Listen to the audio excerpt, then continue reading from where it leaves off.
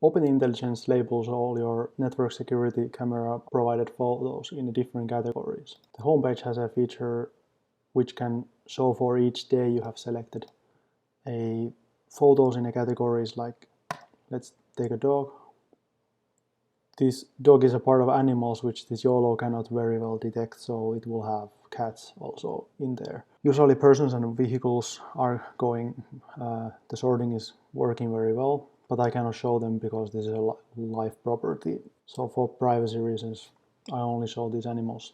If you click any of the images, you can see the full view of the detection image. I mean the cut detection image from the original image. And if you click it long press, you can see the original photo where it's taken from. This view also shows you how much storage you have used and how many instances you have running for processing the images. It also shows you activity for the selected date. Another thing you have in a front page is a calendar for license plates. If you have added license plates into the system in a plate section, you can then start to see this populated view. With the ALPR process running, it can use those vehicle labels to try and read license plates from them. If you click any of the calendar license plates, you can see the original image where it's detected from and some more additional details. Unfortunately, this is blurred because it's a live area. Next thing you can see in the front page is a running instances. There's one AppPy process which is processing the input images, and there is possibility to have multiple of these. You can run them even in different servers, which have the shared access to those camera images. Another thing is a similarity process, which is trying to save your hard drive space by deleting similar photos to each other.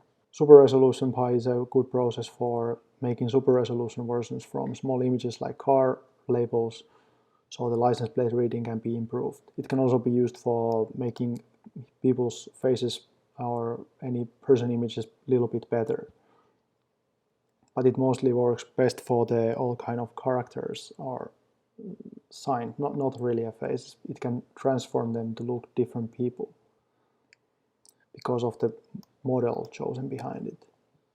Inside FacePy is one of the most interesting things. You can see its outputs from the faces page, which is showing you this kind of wall of faces it has seen for the selected date.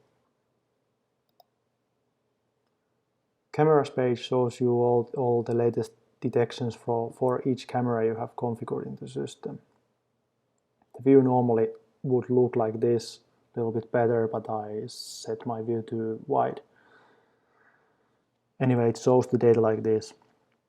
This view also can show notifications and talk. Plates view is the view where you add your license plates for the scene cars. This is a failed detection, but it's good for privacy reasons that there's no visible license plate now. But if there is, this is most likely correct or a little bit offset. You can just correct it and give it the owner name. The calendar in a homepage will be populated when seeing the similar car license plate as configured here.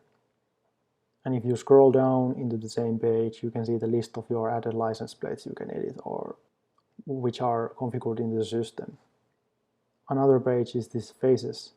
This page will look really interesting when it has seen many faces for the day. I need to blur this because this is showing real life environment faces.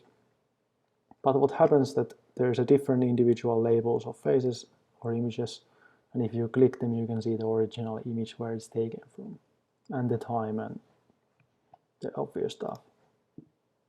Rest of the views are meant for training, license plate training things for development, and then sorting persons by name.